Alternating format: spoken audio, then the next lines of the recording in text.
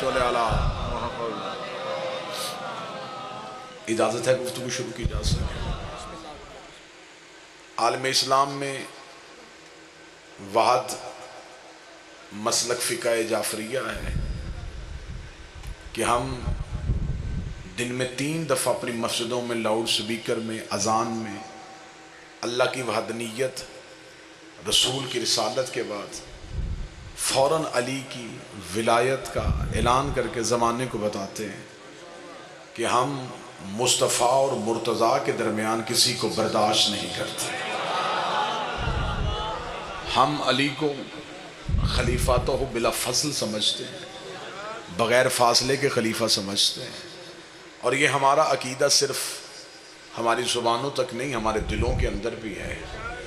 کسی مذہب پہ کوئی اعتراض نہیں، کسی مسلک پہ کوئی اعتراض نہیں۔ دنیا کے جتنے پیر ہیں، دنیا کے جتنے امام ہیں، وہ جب تک ہمارے اماموں پہ درود نہ پڑھیں نہ اللہ ان کی نماز قبول کرتا ہے، نہ اللہ ان کی عبادت قبول کرتا ہے۔ چاہے مذہب جعفریہ میں کہ اس کے علاوہ جتنے مسلک مسلمانوں میں پائے جاتے ہیں، وہ مسلک کون سے ہیں؟ سرکار نعمان بن ثابت ابو حنیفہ جنہیں کہا جاتا ہے، جو ان کے مقلدین ہیں وہ حنفی کہلواتے ہیں، جو امام مالک کے ماننے والے ہیں وہ مالکی کہلواتے ہیں، جو احمد بن حنبل کے ماننے والے ہیں وہ حنبلی کہلاتے ہیں، جو امام شافعی کے ماننے والے ہیں وہ امام شافعی کے مقلد کہلواتے ہیں، اور ہم ہیں بطول کے بیٹے جعفر صادق کے ماننے والے ہیں۔ اب اگلے سطر پہ مجھے چہروں پہ ہلکی سی رونق نظر آنی چاہیے۔ جس امام کی فقہ پہ ہم عمل کرتے ہیں اسے دشمن بھی صادق کہہ کے بلاتا ہے۔ ہائے، اسے دشمن نے بھی بلایا۔ یا میں اپنے مذہب کی حقانیت پڑھنے لگا ہوں، اپنے مذہب کی صداقت پڑھنے لگا ہوں۔ میرے امام کو دشمن نے بھی بلایا تو صادق کہہ کے بلایا۔ اگلی سطر میں پھر مجھے توجہ بھی چاہیے اور چہروں پہ ولایت اور مودت کی مسکراہٹ بھی چاہیے۔ دنیا کے پیر صدیق ہیں، ہمارا صادق ہے۔ صدیق اور ہوتا ہے، صادق اور ہوتا ہے۔ بندے چپ ہو کے مجھے دیکھ رہے ہیں، میں اگلے جملے میں صدیق اور صادق کا فرق سمجھا دیتا ہوں۔ جو سچ دیکھ کے بولے اسے صدیق کہتے ہیں، جو بولے وہ سچ ہو جائے اسے صادق کہتے ہیں۔ جو دیکھ کے نہیں، جو کہہ دے وہ ہو جائے اسے صادق کہتے ہیں۔ وہ بھرے دربار میں کہہ دے کہ شرم نہیں آتی عورت ہو کے، بسم اللہ جوئی صاحب، اسے صادق کہتے ہیں۔ ہم ہیں صادق کے ماننے والے۔ اب اگر میں حفظ مراتب کے اعتبار سے مسلمانوں کے آئمہ کے بارے میں تفصیلی گفتگو کروں تو ہو سکتا ہے کسی صاحب کو وہ ناگوار گزرے۔ مجھے اپنے مذہب کی صداقت پڑھنی ہے، لیکن دنیا میں جن اماموں کو بڑے سینہ چوڑا کر کے مانا جاتا ہے، اگر ان اماموں کی ہسٹری پڑھی جائے تو ان اماموں کی ہسٹری کیا ہے کہ احمد بن حنبل سے بیٹے نے پوچھا، بابا رتبوں کے اعتبار سے مجھے ذرا صحابہ کے نام لکھوا دے۔ احمد بن حنبل نے 3 صحابہ جو 3 خلفاء ہیں ان کے نام لکھوائے کتاب میں اہل سنت کتابوں سے ریفرنس۔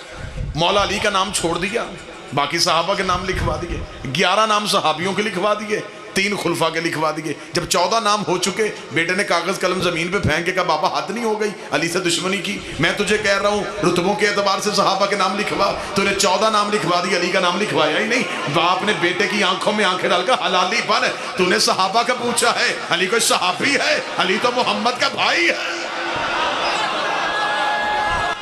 پوچھ تو صحابہ کا رہا ہے۔ بسم اللہ، بسم اللہ۔ علی صحابی نہیں، علی تو محمد کے بھائی۔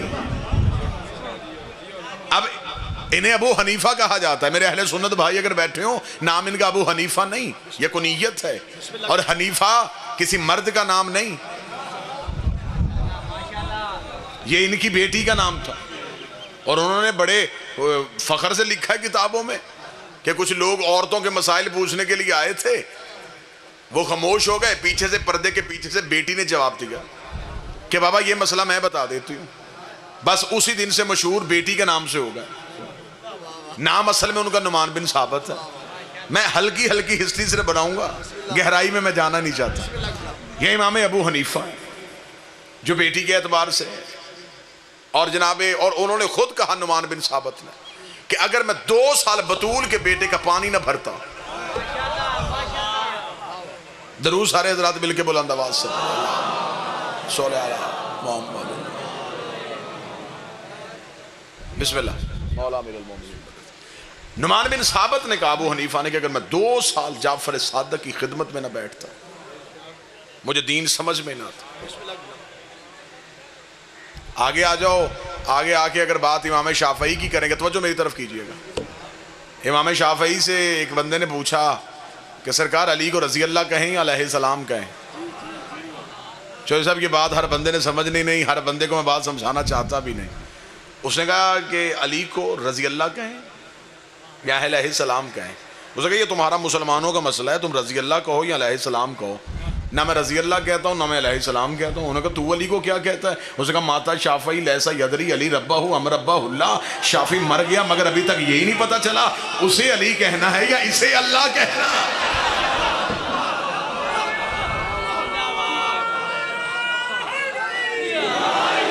میں تو سمجھ میں ہوں، میں تو سوچ رہا ہوں کہ علی کے بارے میں نتیجہ اخذ کیا کرنا. ہم ہیں صادق کے ماننے والے، ہم ہیں امام جعفر صادق کے مقلد. ہم نے تقلید کی ہے تو بطول کے بیٹے کی، ہم اجتہاد کے قائل ہیں تو زہرا کے بیٹے کے قائل، ہم معصوم کی نس کے قائل، ہم دلیل غیر معصوم سے لیتے ہیں، پوچھتے ہیں، لیکن اعتبار صرف معصوم کی بات کا کرتے ہیں. اب اس امام صادق کی خدمات میں مذہب میں کیا بتاؤں.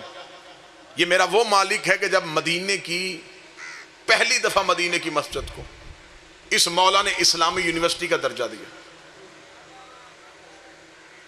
آپ ایک لمحے کے لیے سوچیں کہ ہم بندے اللہ کے ہیں، امتی نبی کے ہیں، پڑھتے ہم علی ولی اللہ ہیں، ماتم ہم حسین کا کرتے ہیں، کہلواتے ہم جعفری ہیں. محمدی نہیں، علوی نہیں، حسنی نہیں، حسینی نہیں، فقہ جعفریہ. یہ فقہ جعفریہ کیوں ہے؟ میں بچوں کو سمجھانے کے لیے. فقہ جعفریہ اس لیے کہ بنی امیہ اور بنی عباس آپس میں لڑ رہے تھے. حکومت ایک قبیلے قوم سے نکل کے دوسرے قبیلے اور قوم میں جا رہی تھی. اتنی دیر میں جب ایک قبیلے سے دوسرے قبیلے میں جا رہی تھی، ایک نسل سے دوسری نسل میں جا رہی تھی، امام نے مدینے کی مسجد کو اسلامی درسگاہ بنا دیا. بات توجہ سے سنیے گا، بالکل موضوع میں امام صادق پڑھنے لگا. امام نے اعلان کروا دیا کہ جو جہاں رہتا ہے، بطول کے بیٹے کا اعلان کروا دو کہ میں مسند محمد پہ آ گیا ہوں، جو پڑھنا چاہے وہ پڑھے، کلمہ شرط نہیں. مشکل موضوع پہ ذرا بات کیجئے گا سب. امام نے فرمایا جو پڑھنا چاہتا ہے وہ پڑھے. اگر ساؤنڈ والا آواز اس کی ایکو بند کر دے، شور بند کر. جو پڑھنا چاہتا ہے پڑھے، کلمہ شرط نہیں. بے شک کلمہ نہ پڑھے لیکن مجھ سے پڑھنے آئے. صحابہ نے کہا یا ابن زہرا، اے رسول کے بیٹے، چاہیے یہ تھا کہ آپ یہ اعلان کریں کہ جو پڑھنا چاہتا میں پڑھواؤں گا، شرط یہ ہے کہ پہلے کلمہ پڑھے تاکہ دین پھیلے. آپ کہہ رہے ہیں کہ کلمہ نہ پڑھو، علم سیکھو. امام نے فرمایا جاہلوں جیسی باتیں نہ کرو. جتنے دنیا علم کے قریب آئے گی اتنی اہل بیت کے قریب آئے گی. تمہیں کس نے کہا ہے کہ علم ہم سے دور ہے؟ ہماری دہلیز کے پہلے نوکر کو علم کہتے ہیں. یہ اس تک پہنچے وہ خود ہم تک پہنچا دے گا. تم نے علم تک پہنچنا ہے. علم تمہیں دروازے پہ لے کے آئے گا، دروازہ تمہیں شہر میں لے کے جائے گا. یہی وجہ ہے پچیتی زمیندار بندے میرے سامنے بیٹھے، یہی وجہ ہے کہ انسان جب تک سنتا رہتا ہے تب تک وہ اہل بیت کو نہیں مانتا. جب پڑھنا شروع کر دیتا ہے تب وہ اہل بیت کو مان لیتے ہیں. آپ کسی بندے سے پوچھ رہے یار مجلس میں کیوں نہیں آتا، وہ کہتا میں نے سنا ہے کہ مجلس میں جانے سے نکاح ٹوٹ جاتا ہے. اس سے پوچھو کہیں پڑھا ہے؟ جی نہیں پڑھا نہیں. تو پھر مولوی صاحب سے سنا ہے، اس کا مطلب کہ سننے والا نہیں آتا،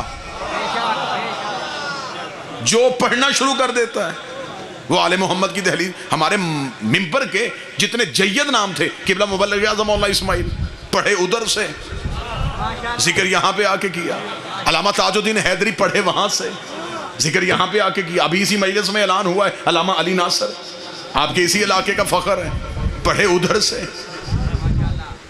ذکر اسی ممبر پہ آ کے کیا۔ پروفیسر ڈاکٹر تحلق قادری اہل سنت کا نام ہے، بہت مذہب کے بارے میں خدمات کی، لیکن دنیا کے لالچ میں پھر چپ ہو گئے۔ بلکہ پچھلے دنوں میرے ہی شہر فیصل آباد کا تبلیغی حوالے سے بہت بڑا نام مولانا طارق جمیل، وہ ویڈیو وائرل ہو گئی، لوگوں نے دیکھی، انہوں نے اپنے ہی لوگوں کی محفل میں بیٹھ کے کہا، انہوں نے کہا یہاں شیعہ تو کوئی نہیں بیٹھا، ہمیں سچ بتاؤں علی صحابی نہیں، علی مولا ہے۔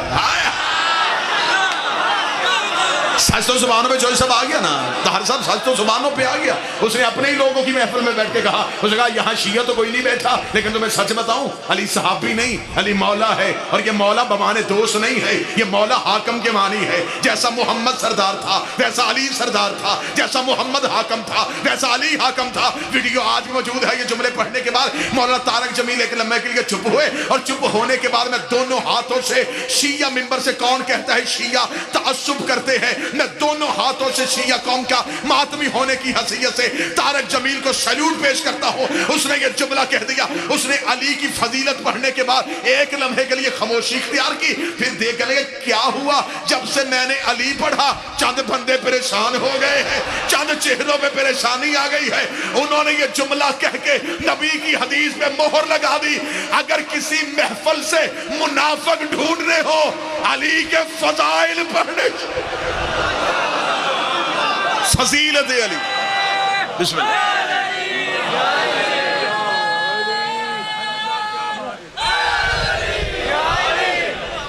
فضیلت علی سے اندازہ ہو جاتا، پوری طاقت سے زبان کے ساتھ دل بالا علی بالا علی بالا بالا بالا صحیح سرداری کا لندارہ۔ ماشاءاللہ قبلہ، ماشاءاللہ قبلہ۔ لہذا جو پڑھتا ہے وہ آل محمد کو مان لیتا۔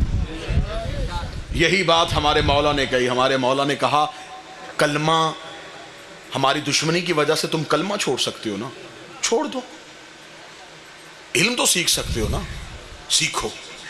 اعلان ہو گیا کہ بغیر کلمے کے بطول کا بیٹا پڑھا رہا ہے۔ دنیا پڑھنے کے لیے دوڑی، سیکھنے کے لیے دوڑی، خبر دربار میں پہنچ گئے۔ جو ہی خبر دربار میں پہنچی، اس نے کہا کیا ہوا؟ انہوں نے کہا جی وہ بطول کے بیٹے نے، رسول کے بیٹے نے اعلان کروا دیا ہے کہ میں کلمہ نہیں پڑھواؤں گا، علم سکھاؤں گا۔ تو اب تو لوگوں کے وارے نیارے ہو گئے، لوگ کہتے ہیں کہ ہم اپنے مذہب میں بھی رہیں گے، علم بھی سیکھ جائیں گے۔ اس نے کہا اچھا اب اس کا جواب دیتے ہیں۔ اس نے کہا تم ایسے کرو، تم اعلان کروا دو کہ جو دربار سے مسئلہ پوچھنے آئے گا ہم اسے مسئلے کا جواب دیں گے، واپسی پہ 1 درہم انعام دیں گے۔ امام کے نوکر حشام نے آگے مولا کو کہا مولا آپ نے اعلان کیا تھا، انہوں نے پالیسی تبدیل کر لی ہے، وہ کہتے ہیں کہ ہم سوال کا جواب بھی دیں گے، 1 درہم بھی دیں گے۔ امام نے کہا تو اسی چوک پہ جا کے اعلان کر دے کہ رسول کا بیٹا کہہ رہا جو ہم سے سوال پوچھنے آئے گا وہ 1 درہم جمع کروا کے جائے گا۔ اس نے کہا مولا بھوک کا زمانہ ہے، وہاں مل رہے ہیں، یہاں دے گا کون؟ دنیا دولت کی پجاری ہوتی ہے، لوگ وہاں جاتے ہیں جہاں پیسہ ملتا ہو، مولا وہاں درہم بانٹے جا رہے ہیں، یہاں جمع کون کروائے گا؟ امام نے کہا تو میری حکمت کو تو سمجھنا۔ چند دنوں کے بعد منظر ہی تبدیل ہو گیا، لوگ دربار میں جاتے، سوال پوچھتے، 1 درہم لیتے، سیدھے امام کی بارگاہ میں آتے، جمع کرواتے، کہتے اب تو بتا سچ کیا ہے۔ درہم ادھر سے، علم ادھر سے، دولت ادھر سے، دین ادھر سے۔ ادھر خزانے خالی ہونے شروع ہو گئے، ادھر علم پھیلنا شروع۔ اب میں بتانے لگا ہوں کہ یہ فقہ جعفریہ کیوں ہے۔ بھائی اتنے پرسکون ہیں ہم۔ سکون ہوتا ہے جب ٹیلی ویژن پہ بھی لکھا ہوتا ہے فقہ جعفریہ کے مطابق، ہائے ہائے، تسلی ہوتی ہے کہ ہم اس کے مطابق ہیں۔ فقہ کہتے ہیں رستے کو، یعنی کہ لوگ ہمیں خود اقرار کرتے ہیں یہ جعفر صادق کے رستے پہ، اور انہی کا رستہ صراط مستقیم ہے۔ اب امام نے کہا علم سیکھو، پڑھو مجھ سے، جو پڑھنا چاہتے ہو پڑھو، جو سیکھنا چاہتے ہو مجھ سے سیکھو۔ اب دنیا امام سے سیکھنے کے لیے آ رہی، دنیا پڑھنے کے لیے آ رہی، اور امام نے 3 – 3.5 سال میں، موضوع پسند ہے یا نہیں ہے؟ 3 – 3.5 سال میں مولا نے اتنی جلدی زمانے کو اتنا علم دے دیا کہ امام نے 4000 شاگرد اپنی یونیورسٹی سے، اپنے مدرسے سے، اپنے درسگاہ سے فارغ التحصیل کی۔ 4000 شاگرد چوری طاہر صاحب جب امام کے مدرسے سے پڑھ کے نکلے، امام نے کہا دیکھو تم نے علم سیکھنا تھا، میں نے سکھایا، اب میرا حکم ہے اب علم سیکھنے کے بعد گھروں میں نہ جانا۔ اس نے کہا مولا کیا کریں؟ فرمایا دنیا میں پھیل جاؤ، ملک ملک چلے جاؤ، جنگلوں میں چلے جاؤ، دیہاتوں میں چلے جاؤ، کہیں ایک جھونپڑی لگی ہے نا اس تک بھی پہنچو، جو میں نے تمہیں سکھایا ہے ان کو سکھا کے آؤ۔ اب تم نے زمانے میں پھیلنا ہے۔ اب یہ 4000 شاگرد جو دنیا میں پھیلے، یہ جہاں گئے انہوں نے علم کی بات کی۔ لوگوں نے کہا کس سے سن کے آئے ہو؟ انہوں نے کہا کالا صادق، ایک مدینے میں سچا رہتا ہے، اس نے ہمیں سنائی ہے، ہم تمہیں سنا رہے ہیں۔ آج آپ انتہائی خوش قسمت ہیں کہ آپ ایک مجلس سننے کے لیے آتے ہیں، صبح سے لے کے شام تک ذاکرین، علماء، خطبہ، واعظین آپ کو معصومین کے فرامین واقعات سناتے ہیں۔ اس قدر میری قوم با علم ہو گئی ہے کہ بچوں کو بھی پتا ہوتا ہے جو بات منبر سے کی جا رہی ہے اس کا نتیجہ کیا ہوگا۔ آپ بڑے خوش قسمت ہیں، لیکن جو مولا کا دور تھا، میں منبر پہ بیٹھا ہوں، مجھے منبر کی عزت کی قسم کتنا سخت دور تھا۔ ایسا دور تھا کہ اگر کسی شیعہ کو کوئی ایک حدیث یاد ہوتی اور اسے پتا ہوتا کہ 3000 میل پہ ایک شیعہ رہتا ہے اور اس کے پاس بھی ایک حدیث ہے، وہ 3000 میل کا سفر کرتا، اسے گھر سے لیتا، کسی ویرانے میں جا کے اسے کہتا کہ میں بھی تجھے حدیث سناتا ہوں، تو بھی مجھے حدیث سن۔ ایک ایک حدیث کا سفر کرنے کے لیے سفر کرنا، اور امام منبر پہ بیٹھے ہوئے ہیں، لوگ سامنے پڑھ رہے ہیں۔ چلے میں مجمع کو جگانے کے لیے ایک جملہ پھر خطابت کا کہہ دیتا ہوں، کیونکہ یہ موضوع خشک ہوتے ہیں، مجھے صرف امام پڑھنا ہے۔ میں مجمع کو جگانے کے لیے جملہ پڑھ دیتا ہوں۔ اس مدرسے کی سب سے بڑی انفرادیت یہ تھی کہ یہاں شاگرد 100 سال کے تھے، استاد 9 سال کا تھا۔ اس مجمع کی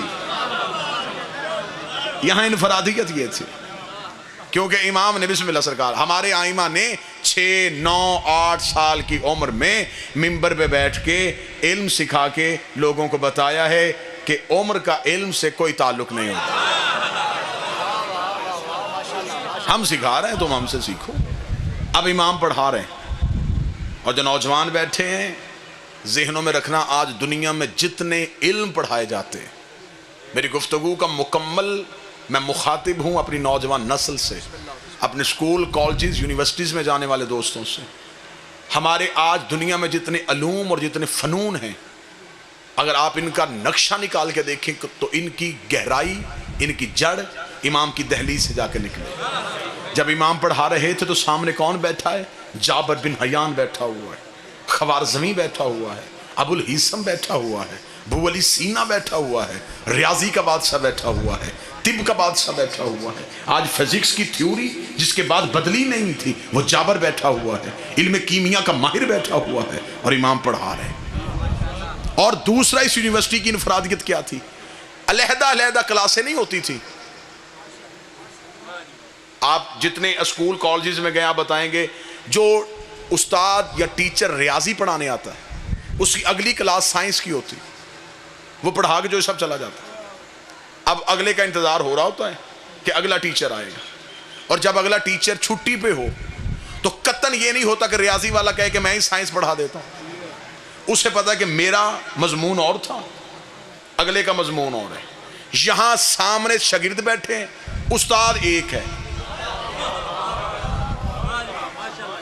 چلے میں یہاں پہ ایک اشارہ کرنے لگا ہوں، اور اشارہ نفیس دماغ لوگوں کے لیے ہے، میں موجودہ دور کو سامنے رکھ کے ایک اشارہ کرنے لگا ہوں۔ اور جب کلاس روم میں استاد نہیں ہوتا تو اس کلاس روم کا منظر بڑا عجیب ہوتا، پھر بچوں کو پتا ہوتا کہ استاد نہیں ہے، پھر بچے آ کے استاد کی کرسی پہ بیٹھ جاتے ہیں۔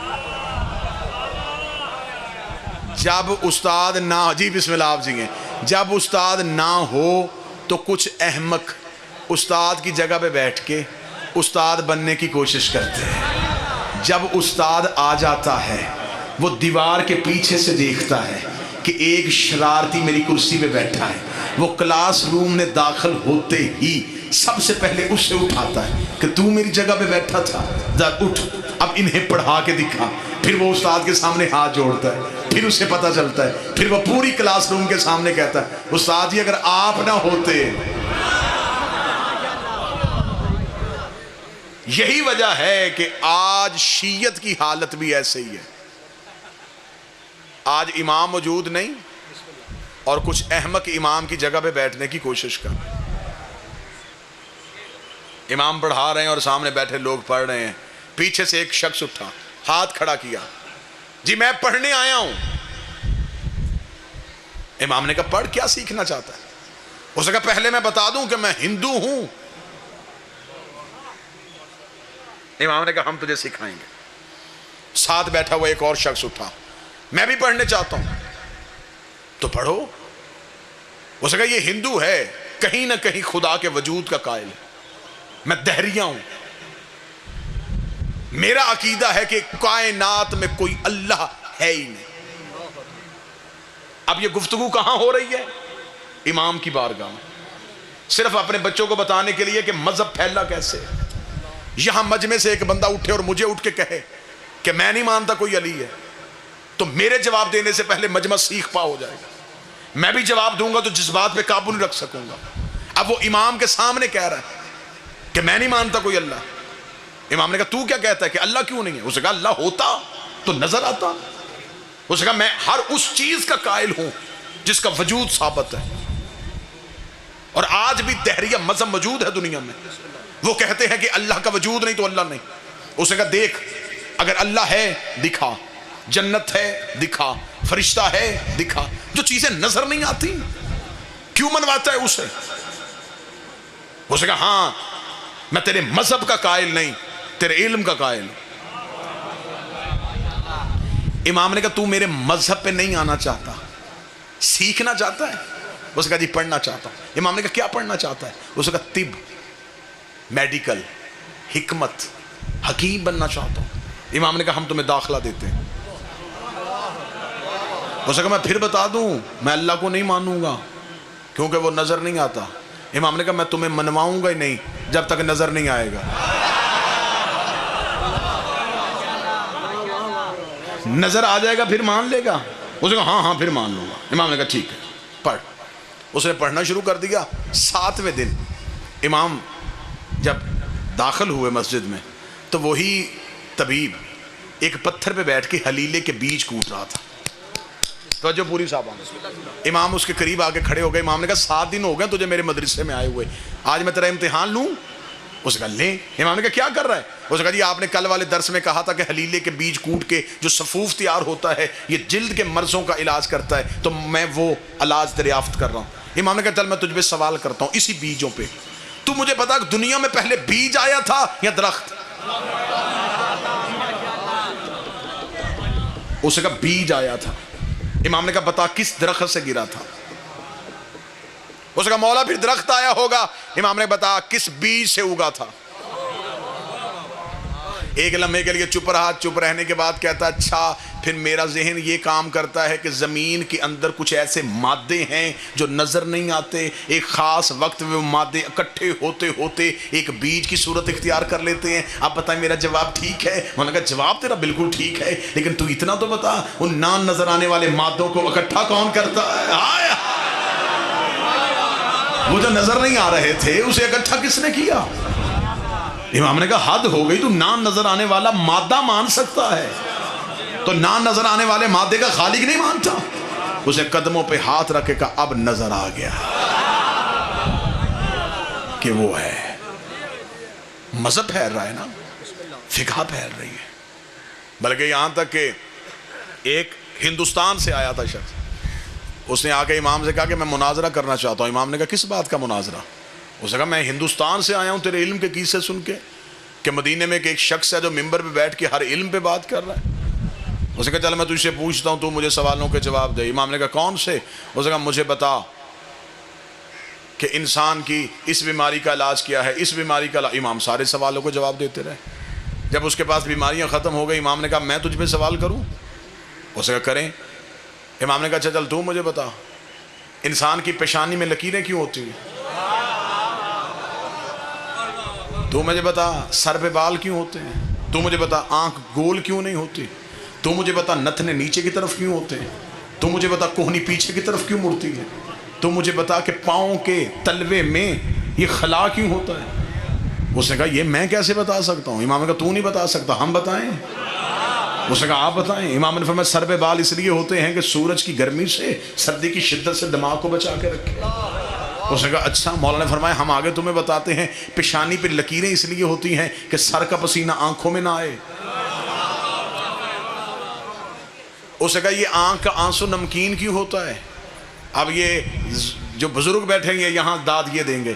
اس نے کہا اب آپ مجھے بتائیں کہ انسان کی آنکھ کے اندر جو آنسو ہوتا ہے اس کا ذائقہ نمکین کیوں ہوتا ہے؟ امام نے فرمایا اس لیے کہ آنکھ کے اندر چربی ہوتی ہے، چربی محفوظ کرنے کے لیے نمک لگانا پڑتا ہے۔ کان کا پانی اس نے کہا کڑوا کیوں ہوتا ہے؟ امام نے کہا اس لیے اگر کان کا پانی کڑوا نہ ہوتا تو انسان سوتا تو کیڑے کان کے اندر چلے جاتے۔ اس نے کہا آنکھ گول کیوں نہیں ہے؟ امام نے کہا آنکھ گول ہوتی انسان جو دوا لگاتا وہ بہہ جاتی۔ اس نے کہا ناک کے نتنے نیچے کی طرف کیوں ہیں؟ امام نے کہا اس لیے کہ سانس کھینچ کے دماغ کو پہنچا۔ اس نے کہا کوہنی پیچھے کو کیوں مڑتی ہے؟ امام نے فرمایا اس لیے کہ انسان آگے کو چلتا ہے۔ اس نے کہا ہتھیلی پہ بال کیوں نہیں ہوتے؟ فرمایا اس لیے کہ انسان چھو کے کسی چیز کو پہچان سکے۔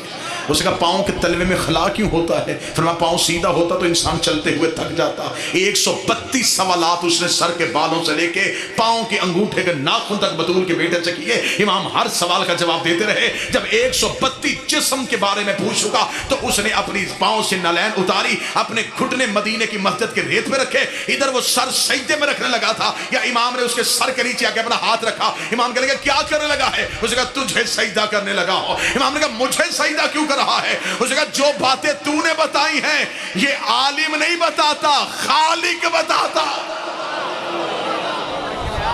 تو خالق ہے۔ امام نے کہا سجدہ مجھے نہیں، سجدہ اسے کر جس نے ہمیں علم کے اس عہدے پہ بٹھایا جہاں ہم انسان کی کیا کائنات کی ہر چیز کی خلقت کو جانتے۔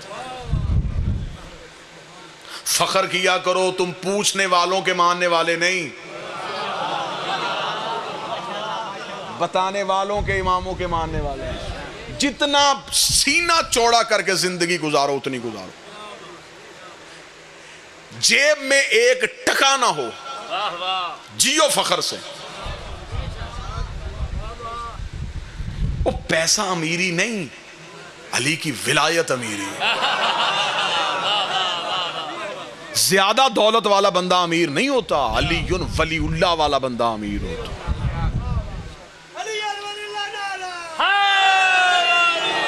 سینہ جوڑا کر کے جیو، فخر سے جیو، کیونکہ ہمارے پیر، ہمارے امام، ان کی ایڈریس یہ نہیں کہ ان کے پہلو میں کسی نے پوچھنا جی میں نے اپنے پیر کی قبر پہ زیارت کرنے جانا، اور دوسرا کہے ان کے ساتھ۔ ہمارے ان کے ساتھ نہیں، ہمارے جہاں جاتے ہیں وہ جگہ مشہور کر دیتے ہیں۔ یہ مکے میں آئے تو معظمہ کر دیتے ہیں، یہ مدینے پہنچے منورہ کر دیتے ہیں، یہ نجف میں آئے تو اشرف کر دیتے ہیں، یہ کربلا میں پہنچے تو معلی کر دیتے ہیں، یہ مشہد میں جائیں تو مقدس کر دیتے ہیں، یہ کاظمین میں جائیں تو شریفین کر دیتے ہیں، یہ جگہیں معتبر کر دیتے ہیں۔ آج بڑے شکر، سجدہ شکر ادا کیا کرو کہ آج ایک فرمان سننے کے لیے کئی جگہوں سے تمہیں وہ فرمان نصیب ہو جاتا۔ مصر کا رہنے والا شخص تھا، امام صادق کا دور تھا۔ بھائی بڑی اہم بات، بڑا اہم مسئلہ واقعے میں سنانے لگا۔ بندہ مصر میں رہتا تھا، غصے میں اپنی عورت کو طلاق دے بیٹھا۔ مصر کے رہنے والے مولویوں سے پوچھا، جواب سے مطمئن نہیں ہوا، سفر کیا، مدینے آ گیا۔ جب وہ مدینے پہنچا تو حکومت نے امام کو نظر بند کر دیا تھا۔ امام کے علم کی وجہ سے امام کو گھر کے اندر قید کر دیا گیا تھا۔ جب وہ مدینے پہنچا تو مدینے پہنچ کے اس نے لوگوں سے کہا کہ وارث رسول کہاں بیٹھا ہے؟ انہوں نے کہا دربار میں۔ وہ جب سیدھا دربار میں گیا تو تخت پہ بیٹھا تھا، اس سے جا کے اس نے کہا جی کہ میں مصر سے آیا ہوں، کلمہ نبی کا پڑھتا ہوں، ساری زندگی میں نے رسول کو دیکھا نہیں، اسلام مصر پہنچا تھا، میں نے اسلام قبول کر لیا، مجھے مذہب اچھا لگا، میں نے مان لیا، اب میں بتوں کی پوجا نہیں کرتا، میں محمد کے اللہ کو مانتا ہوں، اس محمد کی رسالت کا اقرار کرتا ہوں، اس محمد کے وارث آپ ہیں؟ انہوں نے کہا جی ہم ہیں۔ اس نے کہا جی مجھے اس دین کا مسئلہ بتائیے، میں غصے میں اپنی زوجہ کو طلاق دے بیٹھا ہوں، اس بارے میں محمد کا دین کیا کہتا ہے؟ حاکم نے کہا کہ یہ مسئلہ میں نہیں بتاؤں گا، شام تک انتظار کر، شام کو جو دربار کے علماء آئیں گے نا ان کے سامنے اپنا مسئلہ رکھنا۔ وہ شام تک دربار میں بیٹھا رہا، سارا دن وہ دربار کا منظر دیکھتا رہا۔ شام کو مولوی دربار میں آئے، اس نے کہا جی کہ میں مصر سے آیا ہوں، غصے میں اپنی بیوی کو طلاق دی ہے، اب کیا کروں؟ انہوں نے جب اسے جواب دیا، اب میں اشارہ کروں گا بعد میں کھل کے نہیں بتا سکتا، وہ سیدھا واپس آ کے حاکم کے پاس کہنے لگا جواب سن کے میں مطمئن نہیں ہوا، اتنا پتا چل گیا ہے نہ ان کا تعلق غیرت سے ہے نہ تیرا تعلق غیرت سے، یہ کوئی غیرت کا مذہب ہے؟ واللہ با حسین میں ممبر کی عزت کا سب جتنے میرے شیعہ سنی مہربان بیٹھے کتابیں لکھتی ہیں کہ اس شخص نے اپنی داڑھی کو نوچا اور نوچ کے کہنے لگا وائے ہو مجھ پہ، کیوں میں نے محمد کا کلمہ پڑھا، حیرانگی ہے مجھے کیوں میں نے اسلام قبول کر لیا۔ یہ ایسا مذہب ہے؟ یہ اسلام کو برا بھلا کہتا دربار سے نکل رہا تھا، یا صادق آل محمد کے نوکر نے کلائی پہ ہاتھ رکھ کے کہا وارث کی پہچان تجھے نہیں ہے، گلا اسلام کو دے رہا۔ اس نے کہا پھر وارث کون ہے؟ انہوں نے کہا وارث یہ نہیں۔ اس نے کہا یہ کون ہے؟ انہوں نے کہا یہ تو تخت والے ہیں۔ نبی کے جانے کے بعد دو حصے ہو گئے اسلام کے، ایک تخت والا اسلام ہے، ایک غدیر والا اسلام۔ اس نے کہا یہ کون ہے؟ انہوں نے کہا یہ حکومت کے، یہ سگائے دنیا ہے، یہ دنیا پرست ہے۔ اس نے کہا پھر محمد کا وارث؟ اس نے کہا گھر کے اندر۔ اس نے کہا مجھے اس سے ملا کے لا۔ اتنا کہنا تھا، یا کتابیں کہتی ہیں اس صحابی کی آنکھوں میں آنسو ہے۔ اس نے کہا کاش تو پہلے آتا، محمد کا بیٹا محمد بن کے ممبر پہ بیٹھتا تھا، روز مجلسیں ہوتی تھی، روز درس ہوتے تھے۔ اب تو حکومت نے نظر بند کر دیا ہے، اب تو بڑا عرصہ ہو گیا میں بھی مولا کی زیارت نہیں کر سکا۔ اس نے کہا کس نے بند کیا ہوا ہے؟ اس نے کہا اسی حاکم نے۔ اس نے کہا ملے بغیر میں مان گیا ہوں وہ سچا ہے۔ اگلی سطر سننا، میں فضائل پڑھ رہا ہوں، فضائل۔ اس نے کہا میں مان گیا وہ سچا ہے۔ اس نے کہا ملا تو نہیں اور تو مان کیسے گیا وہ سچا ہے؟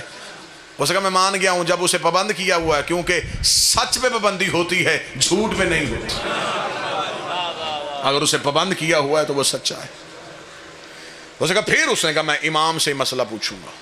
اب یہاں میں نے جو بات کہی تھی کہ میں واقعے میں ایک بہترین نصیحت آپ کے سامنے رکھوں گا، جو سب دعا حاصل کروں گا۔ جس وقت وہ یہ مسئلہ پوچھنے آیا اس وقت مدینے میں ایسے جید صحابی موجود تھے جو یہ کہہ سکتے تھے کہ ہم امام کے نائب ہیں،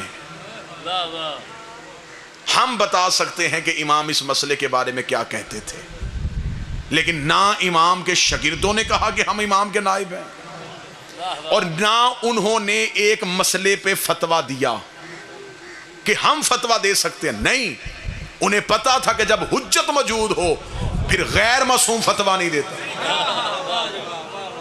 نہیں بات ابھی سمجھیے گا، جب امام موجود ہو پھر غیر سے مشورہ کر سکتے ہو، فتویٰ نہیں لے سکتے۔ ابھی تک ہر بندہ سمجھا نہیں، اب میں اشارہ دینے لگا ہوں، ایک بہترین اشارہ۔ اگر کیونکہ پیاسے کو چشمے کی ضرورت ہوتی ہے، پیاسا کام ہے چشمے کے قریب جانا، چشمہ پیاسے کے پاس نہیں آتا۔ اب کوئی پیاسا چشمے کو ڈھونڈے ہی نہ اور نالی سے پانی پی لے، اس میں چشمے کا کیا قصور ہے؟ جب شیعوں کو پتا ہو کہ امام موجود ہیں پھر وہ غیر معصوم کے قدموں پہ ہاتھ رکھ لیں، اس میں امام کا کوئی قصور نہیں۔ اب وہ شخص مدینے میں موجود ہے، اسے پتا ہے کہ اس دیوار کے پیچھے امام ہے۔ اس نے کہا اگر مجھ میں اتنی طاقت ہوئی میں ملوں گا ضرور۔ صحابیوں نے کہا کیسے مل سکتا ہے، وہ تو نظر بند ہے۔ اس نے کہا مجھے نہیں پتا وہ کہاں ہے، انہیں تو پتا ہے کہ میں یہاں ہوں۔ بس آخری جملے کہنے لگا ہوں اور شیعت کا نتیجہ دینے لگا ہوں۔ اس نے کہا مجھے نہیں پتا وہ کہاں ہے، انہیں تو پتا میں یہاں ہوں، میں ان سے باخبر نہیں۔ وہ مجھ سے باخبر ہے. اگر تو وہ مجھے دیکھ رہا ہے پھر وہ مسئلے کا جواب بھی دے گا, مجھے ملے گا بھی, مجھے بلائے گا بھی. انہوں نے کہا ایک دفعہ گلی میں جا کے حالت دیکھ. جب وہ محلہ بنی ہاشم میں پہنچا تو اس نے کیا دیکھا؟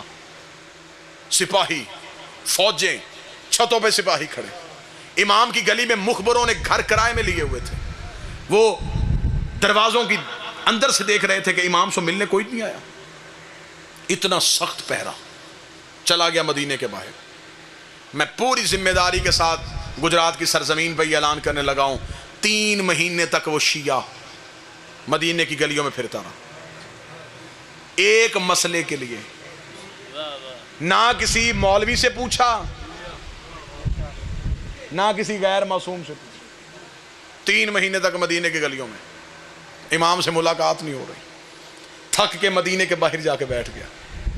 بیٹھ کے کہنے لگا قصور میرا ہے, میرے اندر کوئی ایسی غلطی ہے جس کی وجہ سے تو مجھے مل نہیں رہا. شاید تجھے میری محنت پہ یقین نہیں. جنازہ اٹھے گا میرا یہاں سے, تجھے ملے بغیر نہیں جاؤں گا. مدینے کے باہر رو رو کے امام سے باتیں کر رہا تھا. یہاں پیچھے سے ایک سبزی فروش گزرا. اسے کہنے لگا کہاں جا رہا ہے؟ اسے کہا مدینہ. کیا کرنے؟ سبزی بیچنے. اسے کہا تو روزانہ جاتا ہے؟ روزانہ جاتا.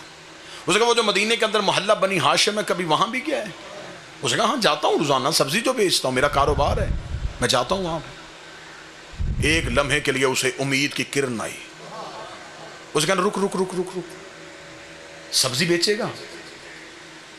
اسے کہا کیا لے گا؟ اسے کہا ساری سبزی بیچ.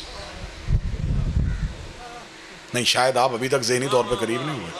اب میں جس دہلیز میں داخل ہونے لگا ہوں اب تمہارے جسم یہاں ہوں گے, روحیں یہاں نہیں ہوں گی. سبزی بیچے گا؟ اسے کہا کتنی؟ اسے کہا ساری. لباس بھی بیچ دے, میرے کپڑے تو پہن, اپنے کپڑے مجھے پہنو. سبزی فروش بن گیا. سر پہ رکھی سبزی کی ٹوکری, سبزی فروش بن کے مدینے میں داخل ہوا. میرا بادشاہ حسین میرے لفظوں میں اتنی طاقت دے دینا کہ یہ لفظ تمہارے دلوں میں اتریں اور ایک بندہ مجمع سے چہرے میں چمک لے کے آنکھوں میں ولایت کی مسکراہٹ کے ساتھ یہاں پہ جواب دے دے کتنا اچھا شیعہ تھا. امام کی محبت میں سبزی فروش بن گیا, ضمیر فروش نہیں بنا. ہائے ہائے ہائے, محبت مولا میں روح بدل گئی. بسم اللہ. رسول کے بیٹے کی محبت میں بسم اللہ سر. لباس بدل لیا, ضمیر فروش نہیں بنا. سبزی فروش بن کے مدینے میں داخل ہو گیا. کس مدینے میں؟ جہاں بطول کا بیٹا ہے. کس مدینے میں؟ جہاں 3 مہینے گلیوں میں پھر رہا اور امام سے مل نہیں رہا. مدینے میں داخل ہو گیا سبزی فروش بن کے. سبزی لے لو, سبزی لے لو. گلیوں سے ہوتا ہوتا محلہ بنی ہاشم کی طرف رخ ہو گیا. محلہ بنی ہاشم کی پہلی چیک پوسٹ جہاں فوجی کھڑے تھے انہوں نے روکا. کہاں جا رہا ہے؟ اس نے کہا سبزی بیچنے جا رہا ہوں. اس نے کہا تجھے خبر ہے اس گلی میں کون ہے؟ تو اس نے کہا مجھے نہیں پتا, میں تو سبزی فروش ہوں, روزانہ سبزی بیچنے آتا ہوں. انہوں نے کہا ہاں ہاں ٹھیک ہے گزر جا. 3 مہینے کے بعد اس مقام تک پہنچ گیا, گلی میں داخل ہو گیا, محلے میں پہنچ چکا ہے. اب پتہ ہے کہ اسی محلے میں مولا کا گھر ہے. اب اس گلی میں داخل ہونے لگا ہے جس گلی میں میرے بادشاہ کا محل ہے. جو ہی اس گلی میں آئے تو پھر فوجیوں نے روکا. کہاں جا رہا ہے؟ اس کا اس گلی میں سبزی بیچنے جا رہا. اس کا تجھے پتا ہے کہ اس گلی کے اندر کون رہتا ہے؟ اس کا مجھے یہی خبر ہے کہ یہاں کوئی اہم شخص رہتا ہے جس کے لیے فوجیوں نے یہاں پہ پہرے لگائے ہوئے ہیں, لیکن مجھے کسی کا پتہ نہیں, میں تو دوسرے شہر سے سبزی بیچنے آتا ہوں. چل گزر. اب امام کی گلی میں داخل ہو گیا. اب دل دھڑکنا بند ہو رہا ہے, قدم بوجھل ہو گئے. 3 مہینے سے جس کا انتظار کر رہا تھا وہاں پہنچ چکا ہے. اب زبان گونگی ہو گئی ہے اور یہاں والی زبان بول رہی ہے. اب دھڑکنیں گفتگو کر رہی ہیں, دل کے لہجے سے بول رہا ہے. زبان بالکل چپ ہے, یہ دل بول رہا ہے کہ دیکھ اب میں یہاں تک آ گیا ہوں. اب میرا اتنا امتحان نہ لے، اب میری محبت کی قدر کر لے، میں بڑی مشکلوں سے یہاں تک پہنچا ہوں، اب تو جہاں بھی ہے مجھے بلا لے، چل مجھے سوال کا جواب نہ دینا، مجھے صرف زیارت کروا دے، میں صرف دیکھنا چاہتا ہوں کہ محمد کیسے تھے، میں دیکھنا چاہتا ہوں علی کا حسن کیسا تھا، میں دیکھنا چاہتا ہوں حسین کریم کتنا تھا۔ اب یہ دل کی دھڑکنوں سے گفتگو کرتا ہوا امام کے دروازے کے بالکل سامنے پہنچ گیا۔ اب پتہ ہے کہ یہ دروازہ ہے امام کا، لیکن فوجی یوں چھتوں پہ ہیں، سپاہی آگے پیچھے ہیں، یوں پہرا ہو رہا ہے۔ اب جب امام کے دروازے کے بالکل سامنے سے گزرا، ایک لمحے کے لیے آنکھیں بند کی کہ اگر ایک قدم بھی آگے بڑھ گیا تو دوسری طرف سے باہر نکل جاؤں گا، واپس مڑنے کوئی نہیں دے گا۔ اسی گھر کے اندر مولا بیٹھے، ابھی دروازے کے سامنے تھا، اگلا قدم آگے اٹھا نہیں تھا یا امام کے گھر کا دروازہ کھلا۔ نوکر نے کہا سبزی فروش اندر آ، آج مولا نے سبزی دے کے لینی ہے، کل بھی تو خراب سبزی دے گیا۔ مولا ناراض ہو رہے ہیں، وہ کہہ رہے ہیں اسے اندر بلاؤ، آج ہم سبزی خود لیں گے۔ خوش ہو گیا، پتہ چل گیا کہ تیر چل گیا، دھڑکنے سمجھ گیا، وہ گفتگو بات بھانپ گیا۔ وہ جلدی سے امام کے دروازے کی طرف، فوجیوں نے سامنے تلواریں نیزے کی، کدھر؟ اسے کہا یہ غلام کہہ رہا ہے کہ اس کے مولا نے بلایا۔ اسے کہا تمہیں پتہ ہے اندر کون بیٹھا ہے؟ اندر شیعوں کا امام بیٹھا ہے، پابندی لگائی ہے حکومت نے، کوئی اسے مل نہیں سکتا، اور تو اتنی جلدی جائے گا؟ اسے کہا اس نے کہا کہ سبزی ان کے مولا نے دے کے لینی ہے، میں تو سبزی بیچنے جا رہا ہوں، مجھے کیا پتا کون ہے۔ سپاہیوں نے کہا ہم تیرے ساتھ چلیں گے۔ دو سپاہی پھر ساتھ چلے، امام کے صحن کے اندر جا کے ٹوکری رکھ کے بیٹھ گیا۔ کتنا خوش نصیب تھا۔ اب جتنے نمازی میرے ساتھ شامل ہیں، مجھے اتنے ہی چاہیے تھے جن کے عقیدے کا وضو ٹھیک ہے، وہ اگلی صف میں آ گئے ہیں۔ یوں امام کے صحن میں بیٹھا ہوا اور نظریں ہیں حجرے کے پردے پہ، پتہ ہے کہ اس حجرے سے باہر آئیں گے۔ سپاہی سر پہ